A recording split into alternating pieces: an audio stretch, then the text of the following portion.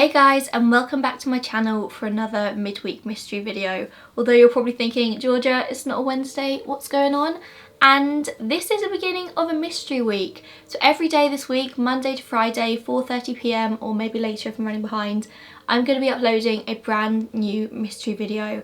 I've got some really interesting cases lined up for you. Yeah, I just figured that I recently hit 70,000 subscribers. It was my year anniversary of when I started my midweek mystery videos about 3 weeks ago, which is really exciting. A whole year of uploading every single week. And also I've just taken the entire summer off my job to focus purely on my YouTube channel. So I figured what better way to celebrate that and kickstart off my summer with just YouTube as my full-time job than doing a mystery week.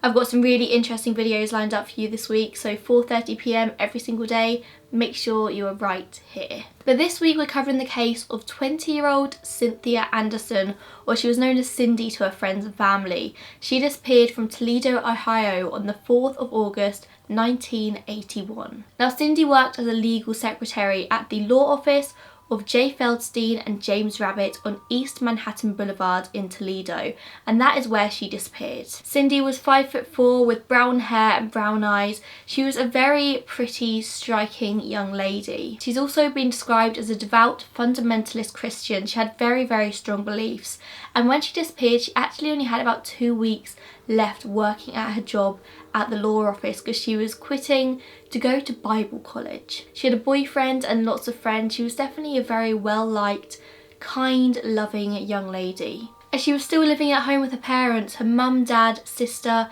and her brothers or brother. I couldn't figure out exactly how many siblings she had, but I suppose it's not really relevant. When you look at her life from the outside, she had no reason to run away, so the police have always taken this as a forced disappearance, so somebody has taken her. After she disappeared, her dad was quoted as saying she was a quiet, obedient type of girl. She never made waves with either myself or her mother.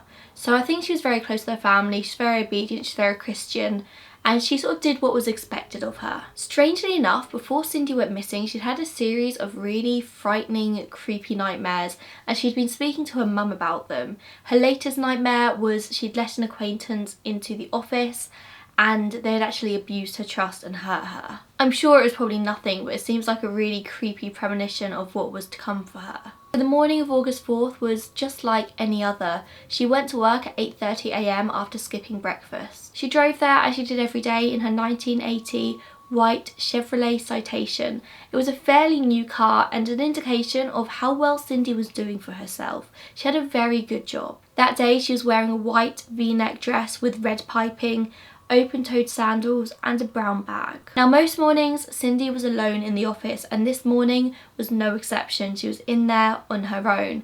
Now her bosses had tried to make her feel more comfortable about this. They ensured that she always had the door locked behind her, and she'd also had a panic button installed on her desk.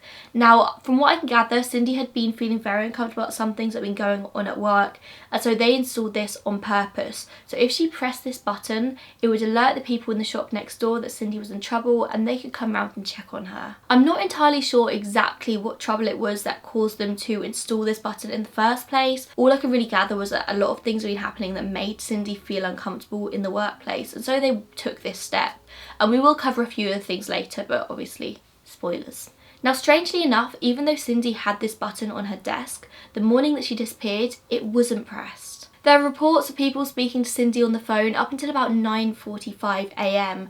and she seemed just like her regular bubbly self. However, by 10 a.m. people were calling and there was no answer. So through this we have a very clear sort of time that Cindy went missing at. It was definitely between 9:45, most likely about 9:50 and 10 a.m. James and Jay, Cindy's bosses, come back from their meeting downtown at about midday, and as they walk up to the office they see that the light's on and the door is locked as always. So they walk into the office and start calling Cindy's name, but there's no answer. They said they knew immediately that something was up because this was really unlike Cindy. She had left the office and hadn't left a note behind. She'd usually leave a note either on her desk or on the door of the offices, and there was just nothing there. She also always put the phones on hold if she was just popping out, and this hadn't happened either. Her bag and her keys were gone, however her car was still parked out front, and on her desk was the book she was reading, and this book had been left open to a very sinister page. She'd been reading a romance novel that morning and the page page it was left open on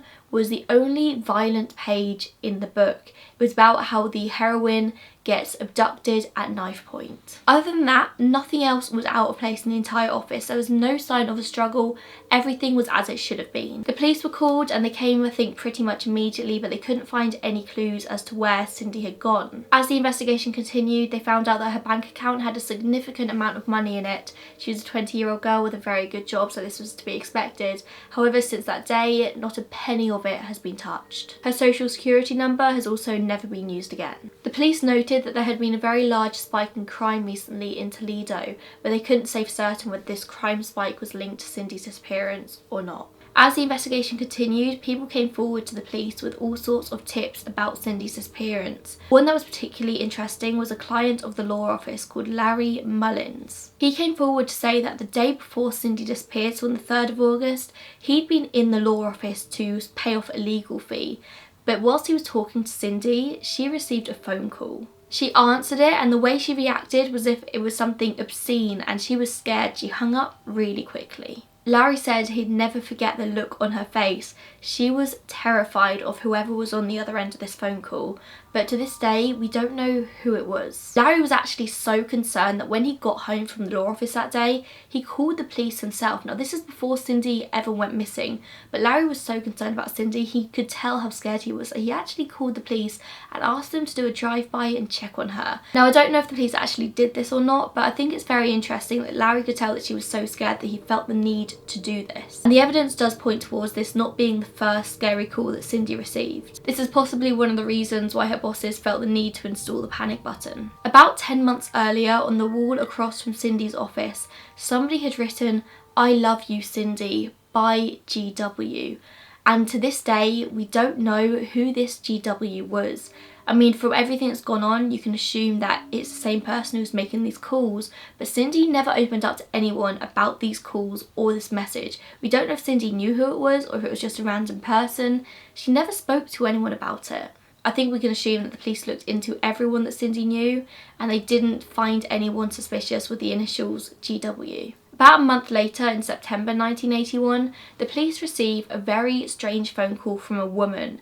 Now this woman's talking in a low voice saying that Cindy was being held in the basement of a white house. The woman wouldn't give an exact address and she kept saying she had to go. She didn't want to be on the phone to the police at all. She hung up eventually but called back a short while later, and the woman mentioned that there were 2 houses side by side and that the family had gone on holiday, but it was the son of the family who was holding Cindy in the basement. The police checked street after street for houses that matched this description, but couldn't find anything. They never found any trace of Cindy, whether alive or dead, but it wasn't for a lack of trying. The police really dedicated themselves to this investigation. They had a case file that was so big it was a struggle to pick up, but they never found anything. It's also worth noting that Cindy's parents did note a change in behaviour before she disappeared. Now her dad was quoted as saying she was becoming like a debutante. She was spending a lot of time on her face and would skip breakfast for this reason. Now if you remember correctly, I said earlier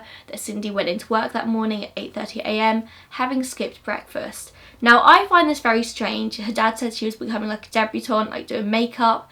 I think this just sounds like a standard 20-year-old girl, but obviously because they were such a strong Christian family, I can only assume that this wasn't something that her family agreed with or were used to. We can't say how much makeup Cindy was putting on, how much time she was spending on her face. Maybe she was just putting a little bit more mascara on than usual. So now we can talk about the theories. And there are a few theories in this case, but of course there really isn't much to back them up.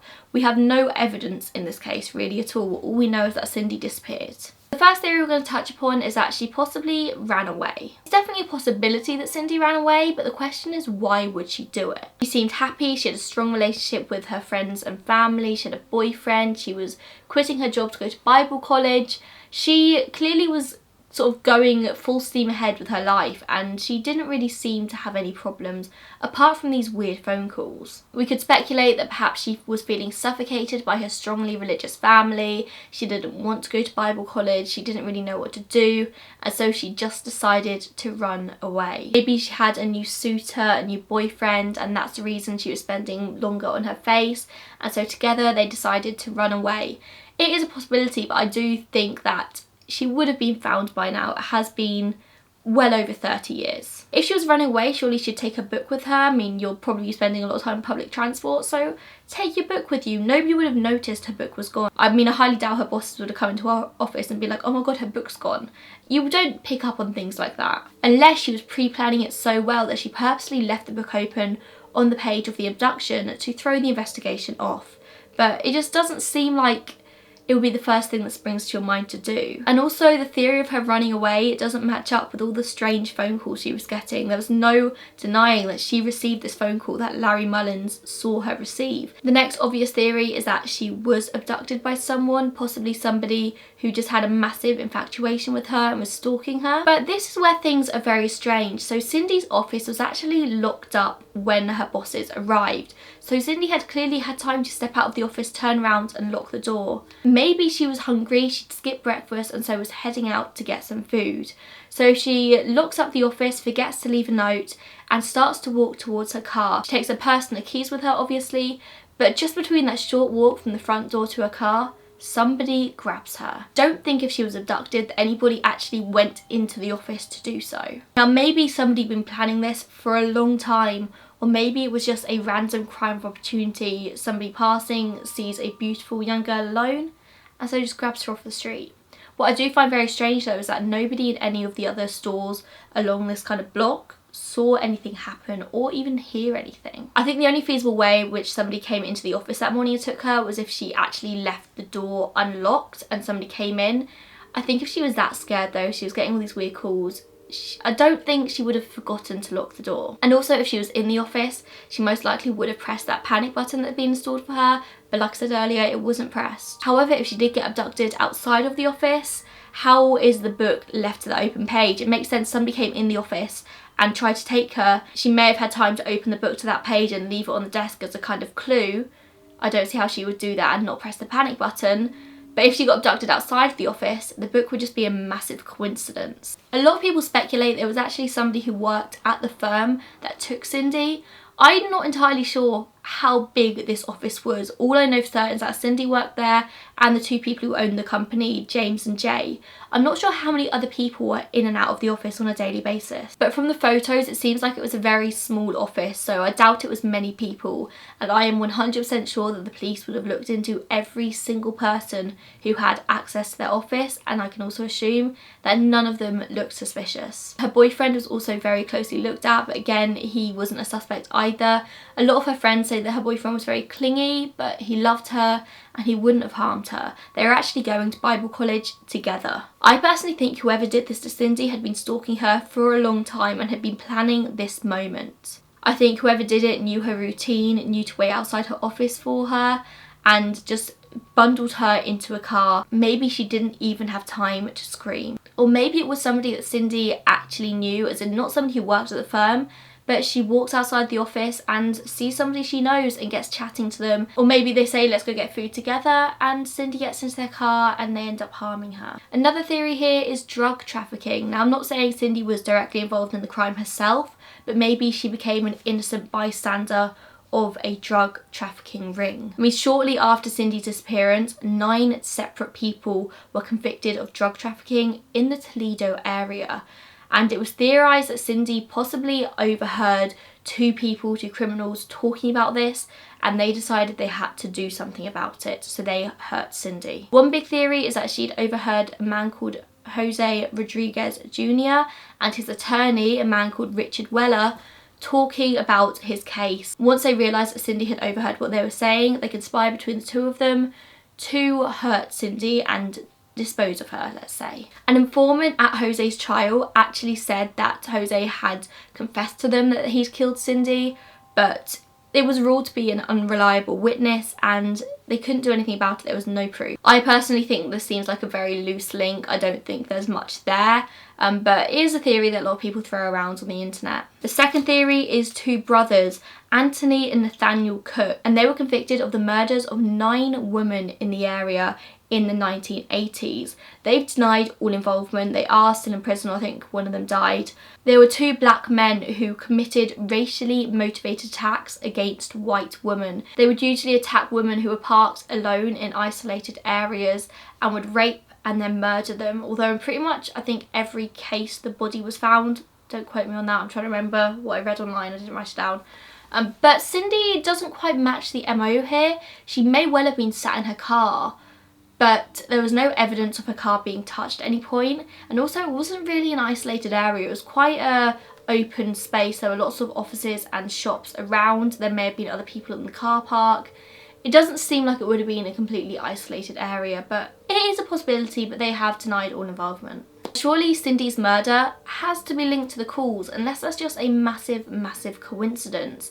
I doubt these two brothers would have gone to the effort of calling Cindy beforehand and then murdering her. It just doesn't match up with their usual MO here. Now, Cindy's mum died of cancer in 1983, but Cindy's dad lived until 2008. He lived in the family home until the day he died. He never moved house because he wanted to know that if Cindy wanted to find him, she knew where to go. However, he also said that he knew without a doubt that if Cindy could come home, she would have done. This is actually still an open case. I think it's been 37 years and the police are still actively looking into this, which I think is incredible. Although a lot of people do suspect that the police know a lot more than they're letting on in this case, but obviously they can't tell the public all of the details of an open case. This case is very similar to a lot of others I've covered on my channel, so if you found this case particularly intriguing, I'll link a couple on the end card. It's very similar to the Dorothy Scott disappearance and murder, and also the Mary Shotwell Little one. I would highly recommend you go and listen to those cases as well if this one intrigued you. Please let me know what you think about this case. What do you think happened to Cindy? It's very interesting because there's pretty much no evidence, no clues whatsoever, and there's a lot of things that could just be written down to pure coincidence, which is very strange. But as always, I hope you enjoyed this. If you did, please make sure you give it a thumbs up and subscribe to my channel. I'd love to hear all your comments down below, and come back tomorrow for a brand new video. Bye guys.